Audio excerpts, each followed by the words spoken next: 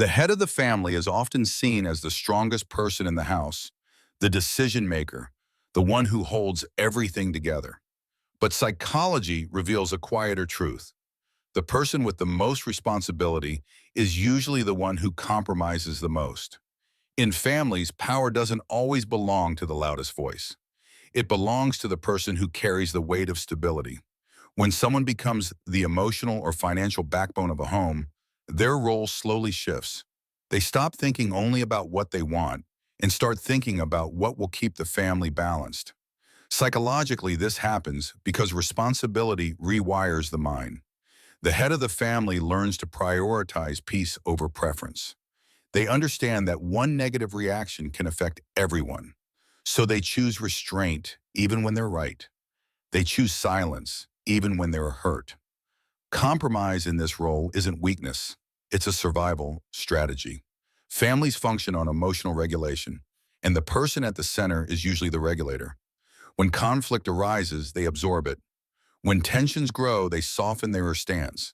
Not because they don't feel strongly, but because they feel too much. Another reason the head of the family compromises more is emotional awareness. They can see the full picture.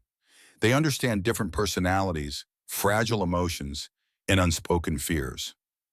Psychology calls this emotional labor, the invisible work of managing feelings, not just situations. And the one who does the most emotional labor often sacrifices their own needs first. There's also an expectation attached to leadership at home. People unconsciously believe that the strongest person should adjust. The mature one should understand. The responsible one should let go. Over time, this expectation becomes internalized. The head of the family stops waiting for fairness and starts carrying the burden quietly. What's rarely talked about that is the internal conflict this creates. On the outside, they appear calm. On the inside, there's pressure. Pressure to hold back emotions. Pressure to stay reasonable. Pressure to be the bigger person. Again and again. Psychology shows that repeated self-suppression doesn't mean the feelings disappear. It just means they are postponed. The head of the family often compromises because they are future-oriented. They think in consequences, not moments. They ask themselves, what will happen after this argument? How will this affect everyone tomorrow? That long-term thinking pushes them to step back, even when they deserve to stand their ground. And here's something important. This role usually isn't chosen. It's assigned, sometimes by age, sometimes by circumstance, sometimes by loss. But once someone becomes the emotional anchor, the family unconsciously leans on them. And leaning turns into relying. Relying turns into expecting. Expecting turns into silent pressure. That's why the head of the family often feels unseen, not unappreciated intentionally, but unnoticed emotionally. Because when someone always adjusts, people stop noticing the cost of that adjustment. They see stability, not sacrifice. This is where psychology gets deeper. Compromise becomes a habit, a pattern, and patterns are hard to break when everyone benefits from them except the person carrying them. The head of the family learns to delay their needs, minimize their feelings, and convince themselves that this is just how love works. But this dynamic doesn't stay harmless forever. It builds something beneath the surface, something unspoken, something heavy. And understanding what that is changes how you see family roles entirely.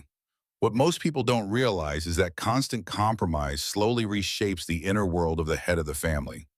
Psychology shows that when a person repeatedly puts others first, the brain starts associating love with self-denial. Over time, they stop asking what they want because wanting feels selfish. This is where the real cost begins. The head of the family becomes emotionally self-controlled to the point where expressing needs feels uncomfortable. They don't explode. They don't complain. They adapt. But adaptation without release creates internal pressure. And pressure doesn't disappear just because it's quiet. Deep psychology explains this as emotional compression. Feelings are pushed down, postponed, delayed for later. But later rarely comes. Instead, the person becomes emotionally tired without knowing why. They feel disconnected even while being surrounded by family. They feel alone in a room full of people.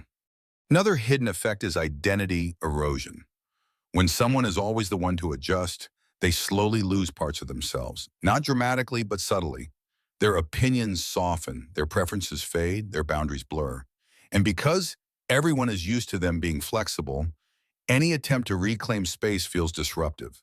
This is why the head of the family often feels guilt when they try to say no.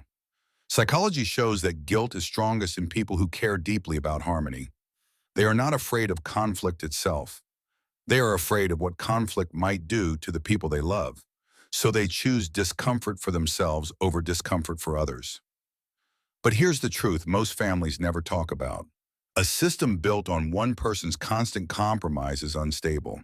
It works only as long as that person keeps carrying the emotional load, and the moment they become exhausted, misunderstood, or distant, the entire balance begins to shake. Healthy leadership, even in a family, does not mean endless sacrifice. It means shared responsibility. It means emotional honesty. The strongest person is not the one who always bends, but the one who knows when bending becomes breaking. Psychology teaches that boundaries are not rejection. They are clarity. When the head of the family starts expressing needs calmly and consistently, it doesn't weaken the family. It strengthens it. It teaches others emotional accountability. It shows that love does not require self-erasure. The reason this realization feels uncomfortable is because it challenges long-standing roles. People get used to stability without asking who maintains it. But awareness changes dynamics. Once the head of the family understands their own psychological patterns, they stop operating on autopilot. They stop confusing silence with strength. And something powerful happens at that point. Conversations change. Respect deepens. Not because they become louder, but because they become clearer. Emotional maturity shifts from one person carrying everything to everyone carrying something. The deepest psychological truth is this. The head of the family compromises not because they are weak, but because they are capable. But capability without balance turns into burden. And no one should carry a family alone, emotionally or mentally. When you understand this, you stop glorifying silent sacrifice and start valuing emotional truth. You realize that leadership at home is not about losing yourself to keep others comfortable. It's about staying whole while staying connected. If this message resonated with you, if it made you rethink family roles and emotional responsibility,